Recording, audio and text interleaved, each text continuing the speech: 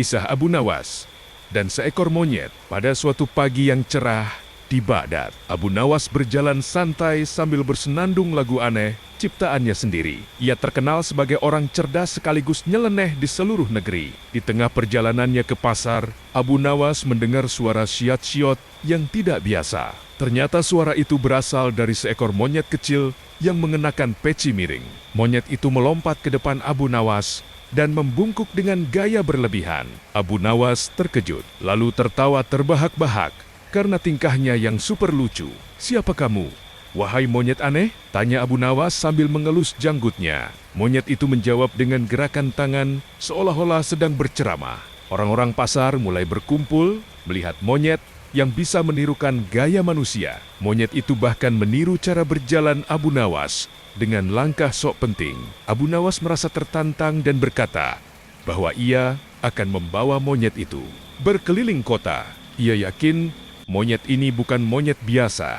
Dalam perjalanan, monyet tersebut mencuri topi pedagang dan memakainya terbalik. Semua orang tertawa sampai perut mereka sakit. Abu Nawas berpura-pura marah, tetapi sebenarnya ia sangat terhibur. Ia merasa monyet itu seperti sahabat lama yang hilang saat mereka melewati istana. Monyet itu tiba-tiba memberi hormat ke arah penjaga. Penjaga istana bingung melihat monyet yang lebih sopan dari manusia. Kabar tentang Abu Nawas dan monyet lucunya sampai ke telinga khalifah. Khalifah pun memerintahkan agar mereka dipanggil ke istana. Di hadapan khalifah, monyet itu duduk manis sambil menyilangkan kaki. Abu Nawas hampir tidak bisa menahan tawanya.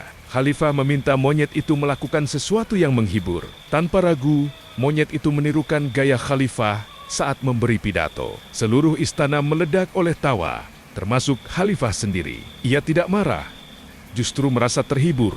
Abu Nawas berkata bahwa monyet itu mengajarkannya satu hal penting, bahwa kecerdasan tanpa humor akan terasa hampa. Monyet itu lalu mengambil kurma dan membaginya rata kepada semua orang. Tindakannya membuat semua orang kagum. Khalifah menghadiahi Abu Nawas sekantong emas karena telah membawa hiburan luar biasa. Monyet itu malah memilih pisang daripada emas. Setelah keluar dari istana, Abu Nawas dan monyet duduk di bawah pohon kurma. Mereka menikmati sore sambil saling berbagi makanan. Abu Nawas bertanya, mengapa monyet itu begitu pintar? Monyet itu hanya mengangkat bahu dan tersenyum lebar. Sejak hari itu, Abu Nawas dan monyetnya menjadi pasangan terkenal. Anak-anak selalu menunggu mereka lewat di jalan. Monyet itu suka menjahili orang sombong dengan cara yang tidak menyakiti. Abu Nawas selalu memastikan semuanya berakhir dengan tawa.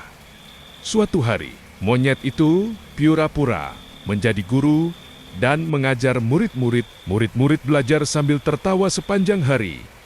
Abu Nawas menyadari bahwa tawa bisa menjadi pelajaran paling berharga, bahkan lebih tajam dari nasihat panjang. Ketika malam tiba, monyet itu tidur di bahu Abu Nawas. Keduanya terlihat seperti saudara sejati. Orang-orang bertanya, dari mana asal monyet itu? Abu Nawas menjawab, dari tempat tawa dilahirkan. Monyet itu mengajarkan bahwa kebijaksanaan tidak selalu berbentuk kata-kata. Kadang ia muncul dalam tingkah lucu. Setiap masalah yang datang, Abu Nawas selalu mengingat monyet itu. Ia belajar melihat hidup dari sisi yang lebih ringan.